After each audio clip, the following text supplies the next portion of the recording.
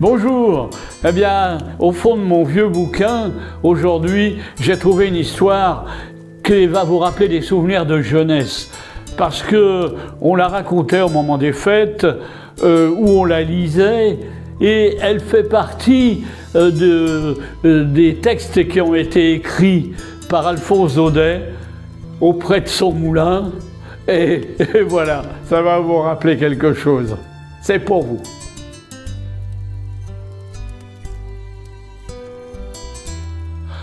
Deux dindes truffées, Garrigou? Oui, mon révérend, deux dindes magnifiques, bourrées de truffes. J'en sais quelque chose parce que c'est moi qui ai aidé à les remplir.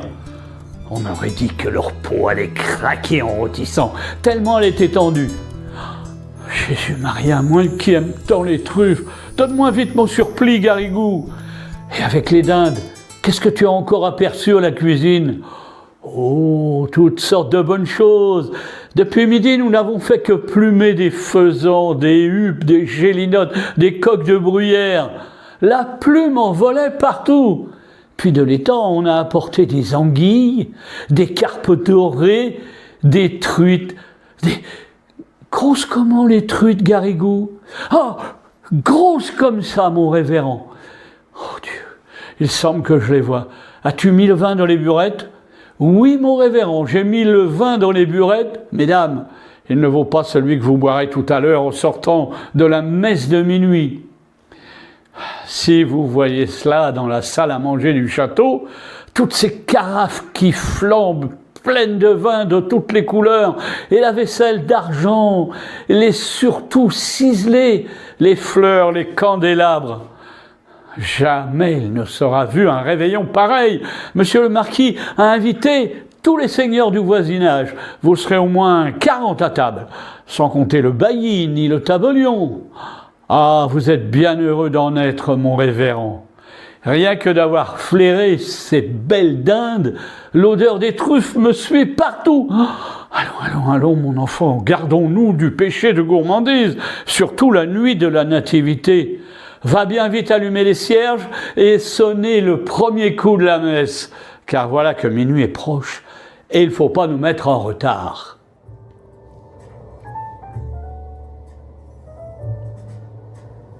Cette conversation se tenait une nuit de Noël de l'an de grâce 1600 et tant, entre le révérend Dom Balaguer, ancien prieur des Barnabites, présentement chapelain, gagé des cires de trinquelage, et son petit clerc, Garrigou, ou du moins ce qu'il croyait être le petit clerc Garrigou, car vous saurez que le diable, ce soir-là, avait pris la face ronde et les traits indécis du jeune sacristain pour mieux induire le révérend père en tentation et lui faire connaître un épouvantable péché de gourmandise.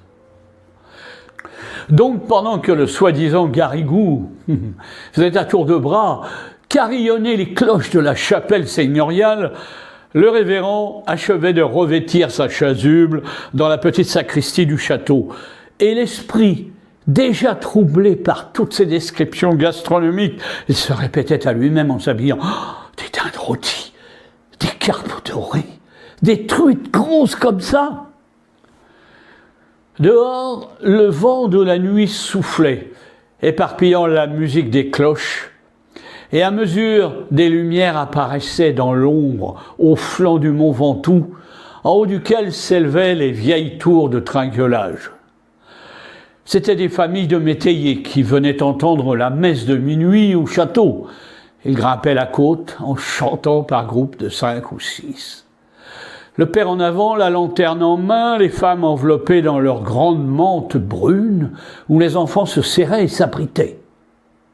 Malgré l'heure et le froid, tout ce brave peuple marchait allègrement soutenu par l'idée qu'au sortir de la messe, il y aurait, comme tous les ans, table mise pour eux en bas dans les cuisines. De temps en temps, sur la rue de montée, le carrosse d'un seigneur précédé de porteurs de torches faisait miroiter ses glaces au clair de lune, ou bien une mule trottait en agitant ses sonnailles, et à la lueur des falots enveloppés de brume, les métayers reconnaissaient leur bailli et le saluaient au passage. « Bonsoir, bonsoir, maître Arneton. »« Bonsoir, bonsoir, mes enfants. » La nuit était claire, les étoiles avivées de froid, la bise piquait et un fin grésil glissant sur les vêtements sans les mouiller gardait fidèlement la tradition des Noëls blancs de neige. Tout en haut de la côte, le château apparaissait comme le but, avec sa masse énorme de tours, de pignons, de clochers. La chapelle qui monte vers le ciel bleu-noir et une foule de petites lumières qui clignotaient, allaient, venaient, s'agitaient à toutes les fenêtres. Ça ressemblait, sur le fond sombre du bâtiment, aux étincelles courant dans des cendres de papier brûlé. Passer le pont-levis et la lanterne, il fallait, pour se rendre à la chapelle, traverser la première cour, pleine de carrosses, de valets, de chaises à porteurs, toute claire du feu des torches et de la flambée des cuisines. On entendait le tintement des tournebroches, le fracas des casseroles, le choc des cristaux et de l'argenterie, tout ça remuait dans les apprêts d'un repas. Par là-dessus, une vapeur tiède qui sentait bon les chairs rôties, et les herbes fortes, des sauces compliquées faisaient dire aux métayers comme aux chapelains, comme aux baillis, comme à tout le monde: « Quel bon réveillon nous allons faire après la messe !» Draline, draline, draline. Bon, c'est la messe de minuit qui commence. Dans la chapelle du château, une cathédrale en miniature, aux arceaux entrecroisés, aux boiseries de chêne, montant jusqu'à la hauteur des murs. Les tapisseries ont été tendues, tous les cierges sont allumés. Et que de monde, que de toilettes. Voici d'abord, assis dans les stalles sculptées qui entourent le chœur, le sire de trinquelage, en habit de taffetas saumon, et près de lui, tous les nobles seigneurs invités. En face, sur des prie-dieu garnis de velours, ont pris place la vieille marquise douairière dans sa robe de brocart, couleur de feu, et la jeune dame de trinquelage, coiffée d'une haute tour de dentelle gaufrée à la dernière mode de la cour de France.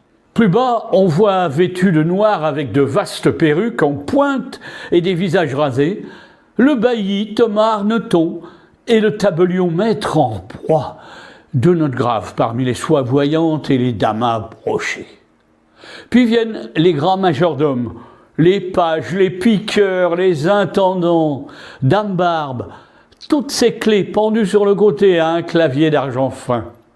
Au fond, sur les bancs, c'est le bas-office, les servantes, les métayers avec leurs familles, et enfin là-bas, tout contre la porte qu'ils en trouvent et referment discrètement, messieurs les marmitons, qui viennent entre deux sauces prendre un air de messe et apporter une odeur de réveillon dans l'église tout entière et tiède de tant de cierges allumés.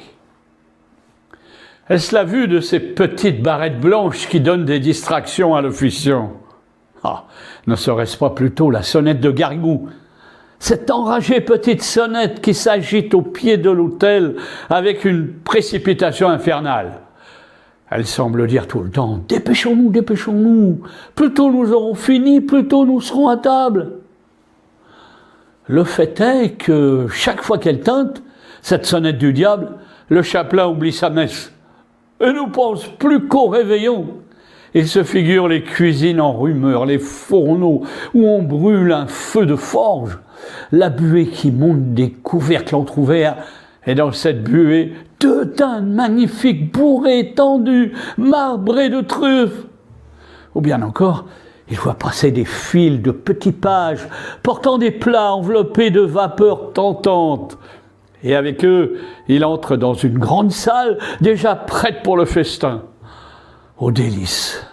Voilà l'immense table, toute chargée et flamboyante, les paons habillés de leurs plumes et les faisans écartant leurs ailes mordorées, les flacons couleur de rubis, les pyramides de fruits éclatants parmi les branches vertes et ces merveilleux poissons dont parlait Garrigou. Eh oui, le petit Garrigou, étalé, tout ça sur un lit de fenouil, l'écaille nacrée comme s'il sortait de l'eau, avec un bouquet d'herbes odorantes. Si vive à la vision de ces merveilles qu'il semble à Dom Balaguer que tous ces plats mirifiques sont servis devant lui, sur les broderies de la nappe d'autel, et 2 ou 3 fois, au lieu de dire « Dominus vobiscum », il se surprend à dire le bénédicte. À part sa légère méprise, le digne homme débite son office très consciencieusement, sans passer une ligne, sans omettre une génuflexion, et tout marche assez bien, jusqu'à la fin de la première messe. Car vous savez que le jour de Noël, le même officiant doit célébrer 3 messes consécutives. Et d'une, se dit le chapelain avec un soupir de soulagement, et puis sans perdre une minute, il fait signe à son clerc, ou celui qu'il doit être son clerc, et c'est la seconde messe qui commence, et avec elle aussi le péché de Dom Balaguer. Vite, vite, vite, dépêchons-nous, lui crie la petite voix aigrelette de la sonnette de Garrigou. Et cette fois, le malheureux officiant, tout abandonné au démon de gourmandise, se rue sur le missel et dévore les pages avec l'avidité de son appétit en surexcitation. Frénétiquement, il se baisse, se relève, esquisse les signes de croix, les génuflexions, raccourcit tous ses gestes pour avoir plutôt fini. À peine s'il étend les bras à l'évangile, s'il frappe sa poitrine au confiteor, entre le clerc et lui, c'est à qui bredouillera le plus vite. Versets et réponses se précipitent et se bousculent. Les mots à moitié prononcés, sans ouvrir la bouche, ce qui prendrait trop de temps, s'achève en murmures incompréhensibles. Oremus, mea culpa. Pareil à des vendangeurs pressés foulant le raisin de la cuve, toutes deux barbotent dans le latin de la messe, en envoyant des éclaboussures de tous les côtés. Dame, dit Balaguer. Tu répond Garrigou. Et tout le temps, la damnée petite sonnette est là, qui tinte à leurs oreilles, comme ces grelots qu'on met aux chevaux de poste pour les faire galoper à grande vitesse. Pensez que de ce temps-là, une messe basse est vite expédiée. Et de 2, dit le chapelain tout essoufflé. Puis, sans perdre le temps de respirer, rouge, suant, il dégringole les marches de l'autel et c'est la 3e messe qui commence. Il n'y a plus que quelques pas à faire pour arriver à la salle à manger. Mais hélas, à mesure que le réveillon approche, l'infortuné Balaguer se sent pris d'une folie d'impatience et de gourmandise. Sa vision s'accentue, les carpes dorées, les dindes rôties sont là, il les touche, oh Dieu, les plats fument, les vins embaument. Et secouant son grelot enragé, la petite sonnette lui crie « Vite, vite, vite, encore plus vite !» Mais comment pourrait-il aller plus vite? Ses lèvres remuent à peine. Il ne prononce plus les mots à moins de tricher tout à fait le bon Dieu et de lui escamoter sa messe. Et c'est ce qu'il fait, le malheureux. De tentation en tentation, il commence par sauter un verset, puis 2, puis l'épître est trop longue, il ne la finit pas, effleure l'évangile, passe devant le credo sans entrer, saute le pater, salue de loin la préface, et par bond et par élan, se précipite ainsi dans la damnation éternelle, toujours suivi de l'infâme Garrigou, qui le seconde avec une merveilleuse entente. Il lui relève sa chasuble, tourne les feuillets 2 par 2, bouscule les pupitres, renverse les burettes et sans cesse secoue la petite sonnette de plus en plus fort et de plus en plus vite. Il faut voir la figure effarée que font tous les assistants, obligés de suivre à la mimique du prêtre cette messe dont ils n'entendent pas un mot. Les uns se lèvent quand les autres s'agenouillent, s'asseyent quand les autres sont debout, et toutes les phrases de ce singulier office se confondent sur les bancs dans une foule d'attitudes diverses. L'étoile de Noël, en route dans les chemins du ciel, là-bas vers la petite étable, pâlit d'épouvante en voyant cette confusion. « L'abbé va trop vite, on ne peut pas suivre » murmure la vieille douairière en agitant sa coiffe avec également Maître Arneton, ses grandes lunettes d'acier sur le nez, cherche dans son paroissien « Où diatre, on peut bien en être ?»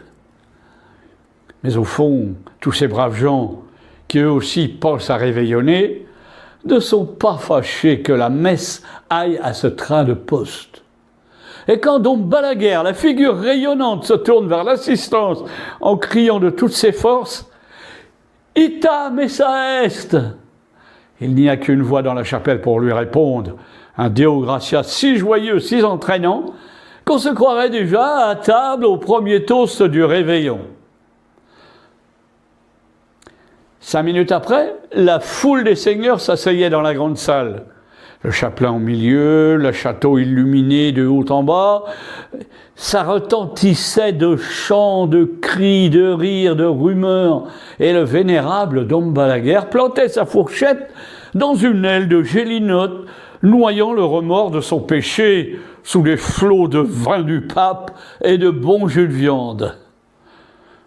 Tant il but et mangea, le pauvre saint homme, qu'il mourut dans la nuit d'une terrible attaque, sans avoir eu seulement le temps de se repentir. Puis au matin, il arriva dans le ciel, encore tout en rumeur des fêtes de la veille, et je vous laisse à penser comment il y fut reçu. « Retire-toi de mes vieux, mauvais chrétien, lui dit le juge souverain. Ta faute est assez grande pour effacer toute une vie de vertu. Ah, tu m'as volé une messe de nuit, eh bien, tu m'en paieras 300 à la place. Et tu n'entreras au paradis que quand tu auras célébré dans ta propre chapelle ces 300 messes de Noël en présence de tous ceux qui ont péché par ta faute et avec toi. »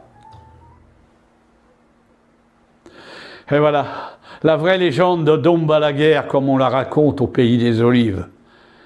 Aujourd'hui, le château de Trinquelage n'existe plus, mais la chapelle se tient encore droite, tout en haut du mont Ventoux, dans un bouquet de chênes verts. Le vent fait battre sa porte disjointe, l'herbe encombre le seuil, il y a des nids aux angles de l'autel et dans l'embrasure des hautes croisées, dont les vitraux coloriés ont disparu depuis longtemps. Cependant, il paraît que tous les ans à Noël, une lumière surnaturelle erre parmi ces ruines, et qu'en allant aux messes et aux réveillons, les paysans aperçoivent ce spectre de chapelle éclairé de cierges invisibles qui brûlent au grand air, même sous la neige et le vent. Vous en rirez si vous voulez, mais un vigneron de l'endroit nommé Garrigue, souvent un descendant de Garrigou, probablement, m'a affirmé qu'un soir de Noël, se trouvant un peu en ribote, il s'était perdu dans la montagne du côté de Trinquelage. Et voici ce qu'il avait vu. Jusqu'à 11 heures, rien.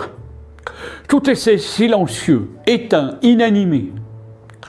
Soudain, vers minuit, un carillon sonna, tout en haut du vieux clocher, un vieux carillon qui avait l'air d'être à 10 lieues. Bientôt, dans le chemin qui monte, Garrigue vit trembler des feux, s'agiter des ombres indécises. Sous le porche de la chapelle, on marchait, on chuchotait. « Bonsoir, maître Arneton. Bonsoir, mes enfants. » Quand tout le monde fut entré, mon vigneron, qui était brave, s'approcha doucement et, regardant par la porte cassée, il eut un singulier spectacle. Tous ces gens qu'il avait vus passer étaient rangés autour du chœur, dans la nef en ruine, comme si les anciens bancs existaient encore. Des belles dames en brocart avec des coiffes de dentelle, des seigneurs chamarrés du haut en bas, des paysans en jaquettes fleuries, ainsi qu'en avaient nos grands-pères. tous l'air vieux, fanés, poussiéreux, fatigués. De temps en temps, des oiseaux de nuit, autres habituels de la chapelle, réveillés par toutes ces lumières, venaient rôder autour des cierges dont la flamme montait droite et vague, comme si elle avait brûlé derrière une gaze. Et ce qui amusait beaucoup Garrigue, c'était un certain personnage à grandes lunettes d'acier qui secouait à chaque instant sa haute perruque noire sur laquelle un de ces oiseaux se tenait droit, tout empêtré en battant silencieusement des ailes. Dans le fond, un petit vieillard de taille enfantine, à genoux, au milieu du chœur, agitait désespérément une sonnette sans grelot et sans voix, pendant qu'un prêtre, habillé de vieil or, allait et venait devant l'autel en récitant des oraisons dont on n'entendait pas un mot. Bien sûr, c'était Dom Balaguer en train de dire sa troisième messe basse.